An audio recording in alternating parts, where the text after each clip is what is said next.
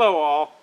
I wanted to share some of the mods that I have done to this bike and just go over some of the problems I've had as well, and it's working really well. I'm able to go up over pretty good hills. I do lose speed, but I don't have to pedal, so I'm really liking it. It's lightweight.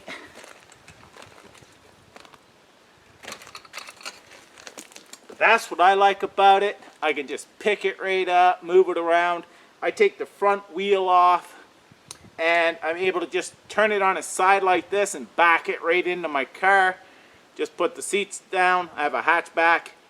Flip it up, put a strap over it, and then throw the front wheel in the back as well. That's how I transport it around.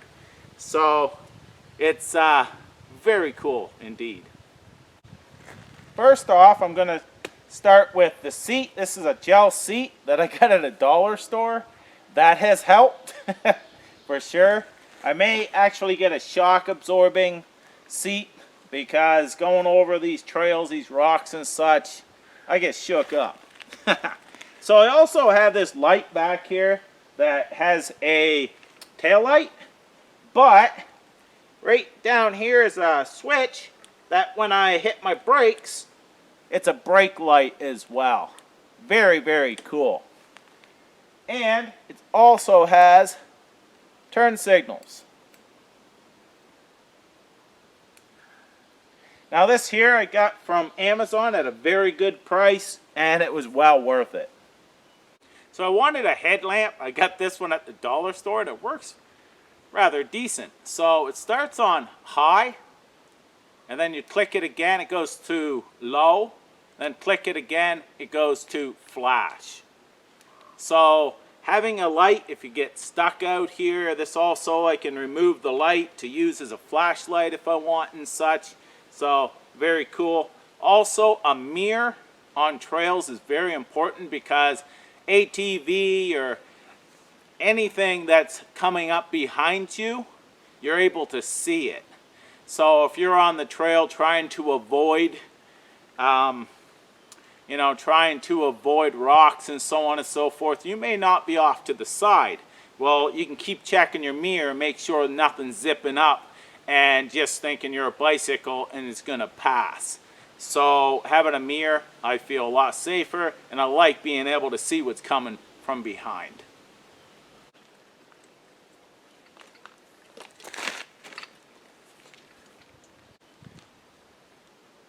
If you notice, I am not running a tensioner. I bought a tensioner that I could fit on the casing with a spring under here. Well, I would have to get a new crank set because my pedal was hitting the bolts. So it would not work. I started thinking about the tensioner down here. All that does is put tension on your slack.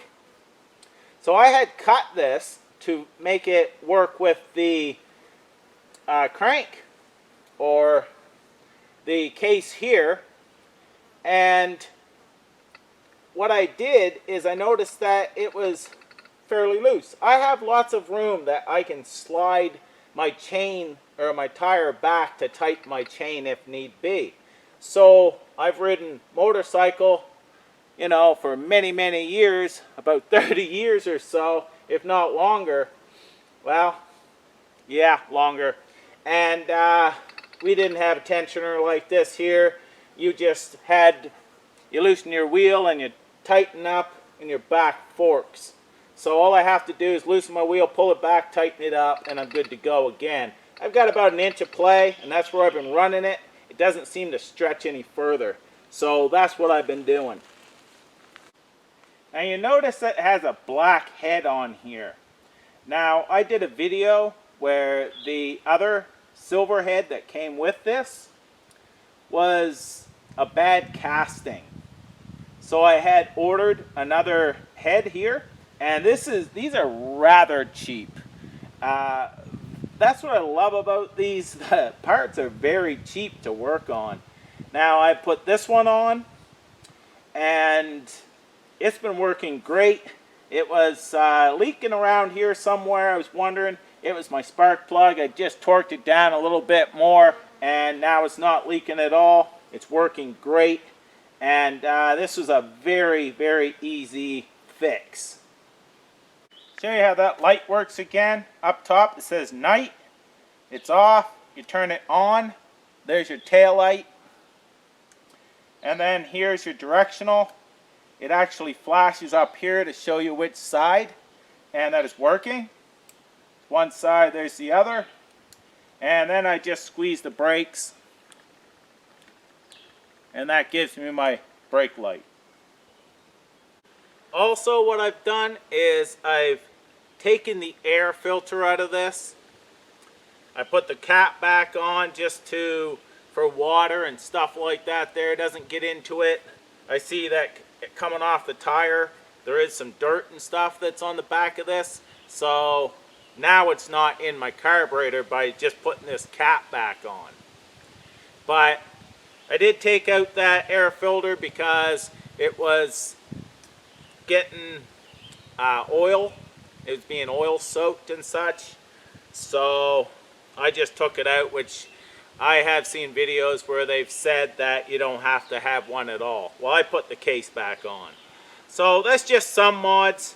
It hasn't really given me much trouble. I have this little weird noise. What I've understood is it's the clutch or something like that on your lower end. When I start giving some gas and such, then that noise goes away when I'm moving at a fair speed.